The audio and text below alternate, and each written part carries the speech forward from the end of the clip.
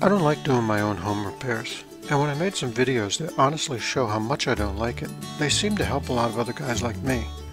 So I thought it would be good to make this new set of videos. Guys like me have a million questions for the progressive activists that we see on the news, but nobody on TV ever asks those questions. On CNN, the host probably agrees with the activists, so his questions are weak. And on Fox News, the host just tries to make them look bad.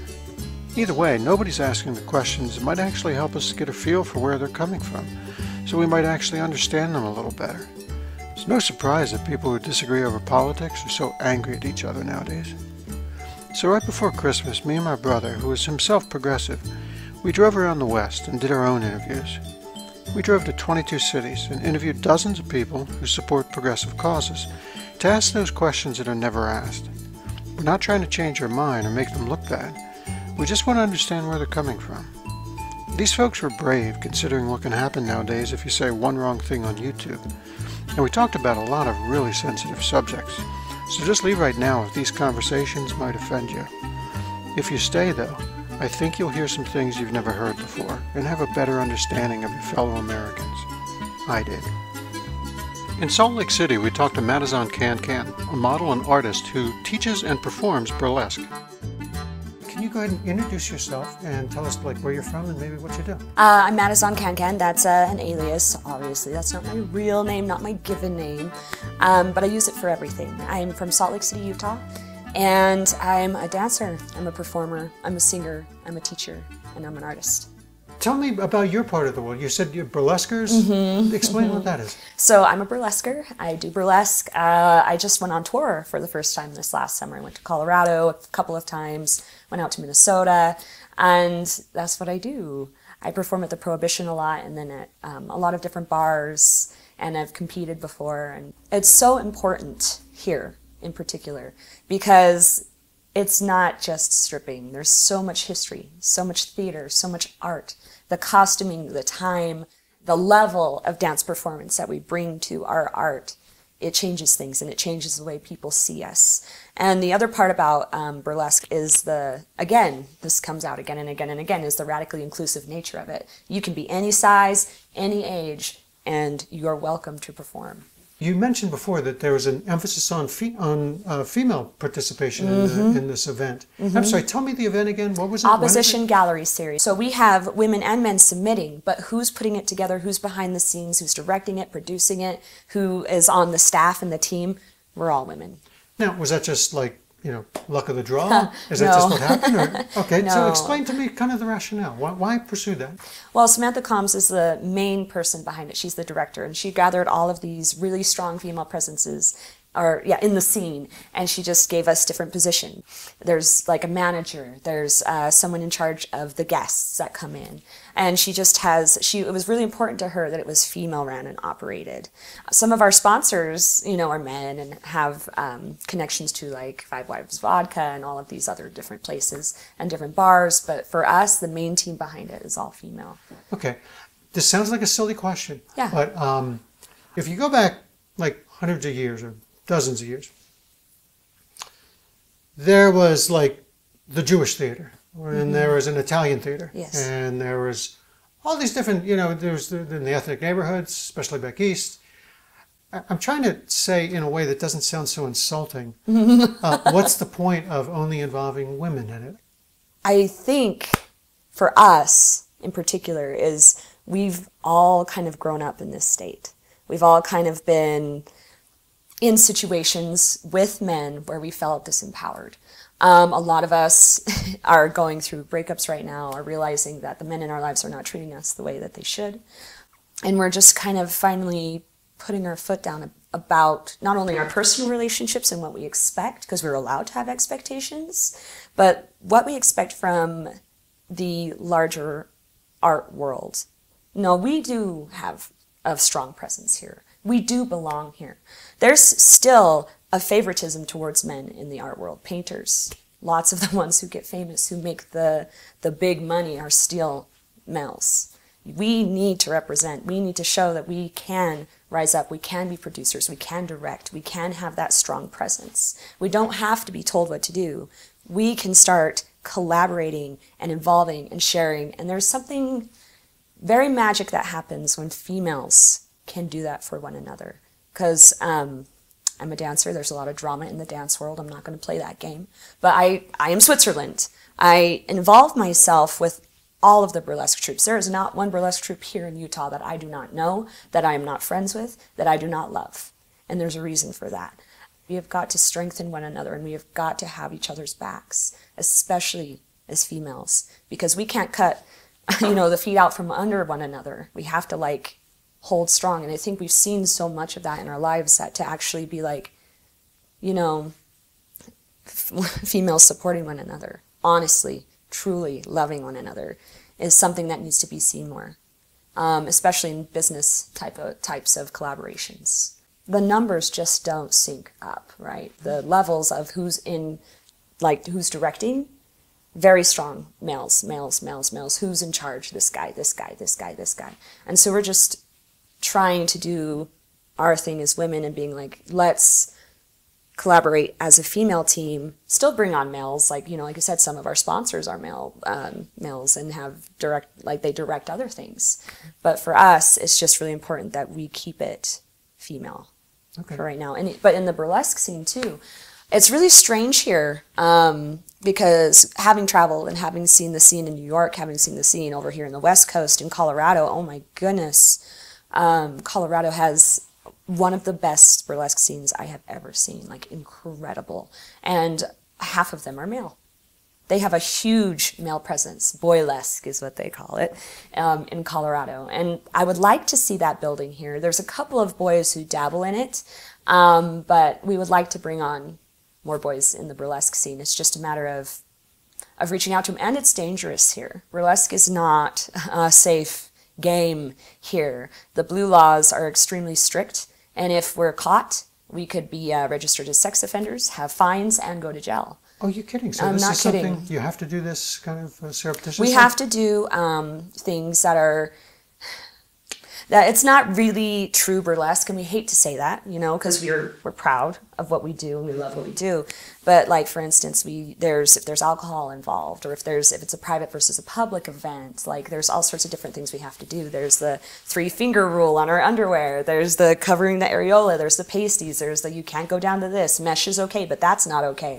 The nude coloring, you have to have 4 layers. Like there's all of these little rules and things and stipulations that go in just to let us do what we love to do. And for me, like, I MC sometimes, and when I MC, I always make it a point to talk about it. I say, okay, we're here, we're at a burlesque show, woohoo, a sexy show, everyone knows what's going to happen. But what you don't know is what happens out of state. What you don't know is what happens other places where it's okay to show your tits and ass, okay? Because if you want to see that, we've got to change the laws here. And the only way we're going to change the laws here is if you start talking about us like we're artists and not something else. Okay. Because what we do is art. And it's very empowering. I have seen women change.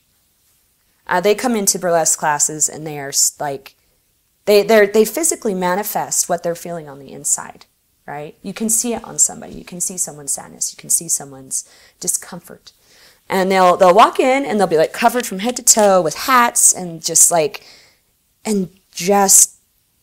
sadness. And you teach them that they are beautiful, that they can do what anyone else can do. Like, you do not have to be thin to do this. I ain't thin. You know what I mean? Like, I am curvy and I am proud. And you tell them that they can do this and they rise to the challenge. They do it. They want to do it.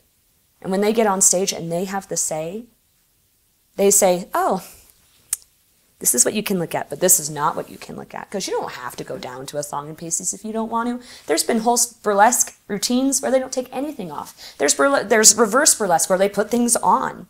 And it's up to you. It's up to the woman to decide how much you let the audience see. And they're cheering and they're hooting and they're hollering. And they feel so good. Mm-hmm. Okay. The kind of things you're describing sounds a lot like the camaraderie of a sports team. I mean, I know it sounds silly. I don't know if anybody's made that analogy before. No, I haven't heard that. That's very interesting. I mean, guys just don't know they can do it until they can do it. So I have a lot of sympathy for folks that are in a situation where they just they feel empowered by being able to do something physical that they just didn't think they could do. Yeah, it's very empowering. I like that. I actually really like that analogy. Feminism is a loaded word nowadays. Yeah. But what you're doing sounds very empowering. Do you ever get pushback from people who are like, you know, traditional first wave feminists? I get, yeah. There's, you know, most of what I get, and I feel very lucky for this, I feel very blessed that most of what I get is, hey, do you teach? Hey, I want to do that. I feel lucky, but there are certain things that happen when you get off stage, particularly from men, where they don't necessarily know how to interact with you. So I've been solicited for sex after a show. I've been grabbed after a show. You know, and I'm not really afraid, and maybe that's a good thing, maybe that's a bad thing, but I walk myself to my car with all of my stuff. I take good care of myself, you know, and then people in my life were like, Maddie, you really need to be careful. And I was like, I'm not afraid of things. And so, but my friends were like, here's some pepper spray, here's these things. People around me are more afraid than I am, and I've started to open my eyes to what is actually going on around my scene. And it's men who don't know where to draw the line. Yes, thank you for complimenting my show. Thank you for appreciating it. Thank you for applauding. No, you can't have my number. No, you can't solicit me for sex. No, I am not a prostitute. I'm an artist. I am a performer. I am a dancer. Highly trained, by the way. And your lines are blurred because you don't see this. There is not nearly enough burlesque in this town. There's not. They know stripping, and they know, like, ballerinas. Everything else in between is just confusing. Okay. You, as a woman in the performing arts, you see what the headlines say about men who get women into compromising situations. And in the tradition of performing women everywhere, you kind of know what the male animal is like. Does any of this surprise you, first of all? And what is your advice to men? What is your advice to women who are caught in these situations, which I assume you are familiar with? Familiar, yes. But I'm lucky enough to say that a lot of the men, and maybe it's a new scene again, right? Things are changing. Some things are still the same, but things are changing. More women are speaking out. That's a huge part about it. I'm lucky that when I have been coordinating or talking to men in power, they have been extremely respectful. I am lucky. I am lucky. It's the audience, mostly, that has not been respectful. But am I surprised that this still happens? No. No, I'm not. There's the power play, right? Like, they have the ability to give me a job. They have the ability to get me seen. So what am I going to do for them, right? Women feel like they need to have something, give something else besides their time, talent, efforts, energy, brain, words, right? What else do I have? Oh, I have my body. They want my body. So therefore, it's going to be a trade of power for body. That doesn't and shouldn't happen anymore, but it still does. And I'm not surprised. Great. Well, here's a kind of a strange question, but I'm curious. You don't need any certifications or anything. There's no certifications for doing burlesque.